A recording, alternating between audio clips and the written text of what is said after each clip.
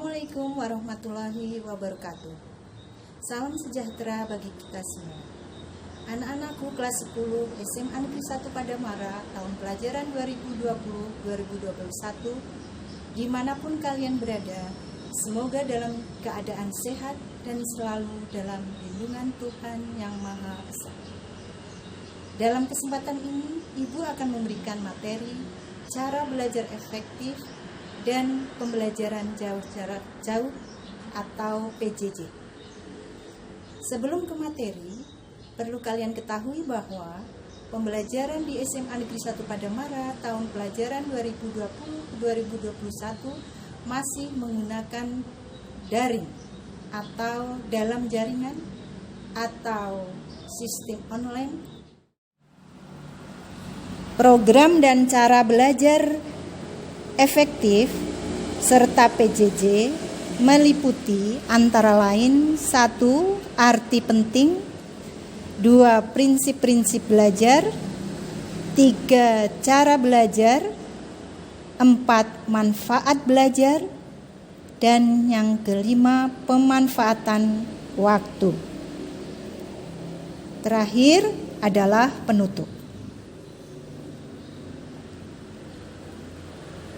Arti penting belajar adalah usaha untuk memperoleh kepandaian atau ilmu pengetahuan, juga dapat diartikan kegiatan berlatih.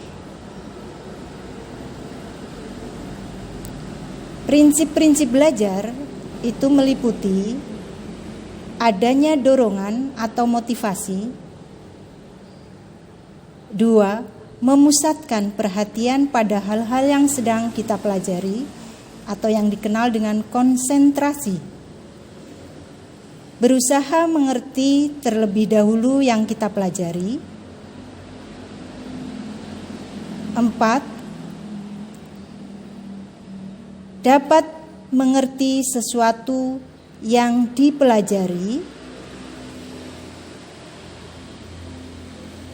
5.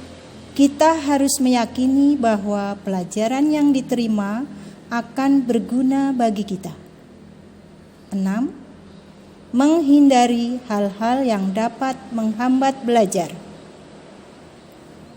Yang ketiga, cara belajar di sekolah. Cara belajar di sekolah untuk mencapai tujuan pendidikan, siswa perlu memahami hal-hal sebagai berikut. Yang pertama, memahami tujuan. Yang kedua, memiliki sifat terbuka. 3. Menyiapkan alat. 4. Perhatian dalam menerima pelajaran. 5.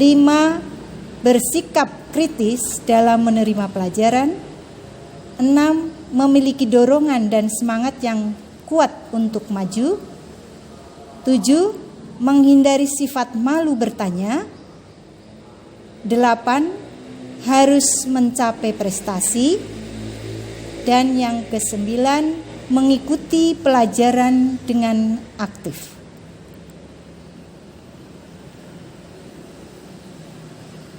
Yang kedua, belajar di rumah atau belajar di rumah yang dikenal dengan pembelajaran jarak jauh.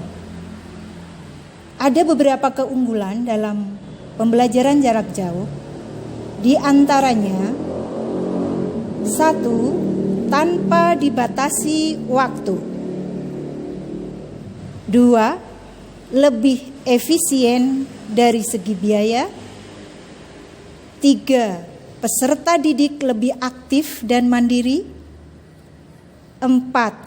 Dalam era digital ini, interaksi antar peserta didik dan pengajar dapat dilakukan sesuai dengan ketersediaan waktu. Pembelajaran jarak jauh meliputi ada ruang, waktu, metode, media komunikasi, lembaga formal. Ruang guru dan siswa berada pada lokasi yang berbeda. Waktu tidak terikat waktu pertemuan. Siswa bebas mengikuti pembelajaran kapan saja. Metode bebas, pembelajaran dapat dilaksanakan dalam waktu yang sama maupun waktu yang berbeda. Media komunikasi melibatkan media yang memungkinkan berkomunikasi antara guru dan siswa, baik secara langsung maupun tidak langsung. Lembaga formal, prosedur proses pembelajaran diatur dalam SOP, buku yang disepakati oleh pihak terkait, atau dalam hal ini sekolah, misalnya menyediakan adanya jadwal. Jadi adanya jadwal daring. Tantangan pembelajaran daring yaitu bagi guru antara lain literasi TIK, 2. Ketersediaan sarana dan prasarana, 3. Kemampuan mentransformasi dari pembelajaran konvensional ke daring, 4. Manajemen waktu. Tantangan bagi lingkungan atau siswa yaitu situasi dan aktivitas lingkungan di sekitar siswa, kemampuan orang tua siswa dalam mendampingi pembelajaran. Yang keempat, pemanfaatan belajar. Pemanfaatan belajar di sekolah itu adanya perpustakaan, sehingga pentingnya adanya perpustakaan di suatu sekolah. Yang berikutnya adalah cara pemanfaatan perpustakaan. Yang kelima, pemanfaatan waktu, sehingga waktu harus dipikirkan sebaik-baiknya dalam belajar.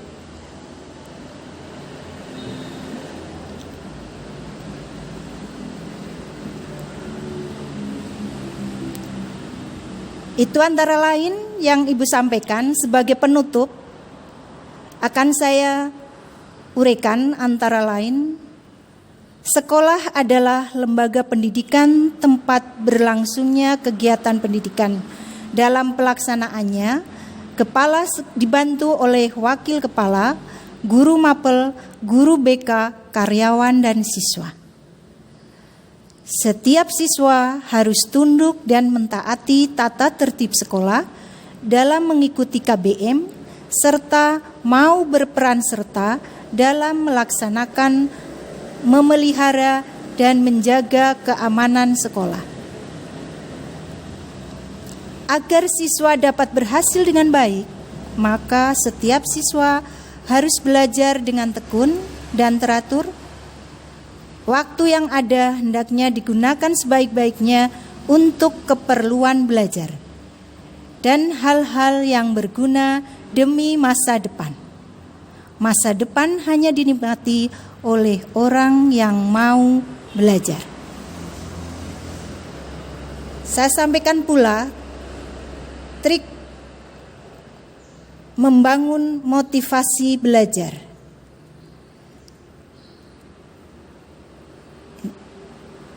Ada 10 anak-anak.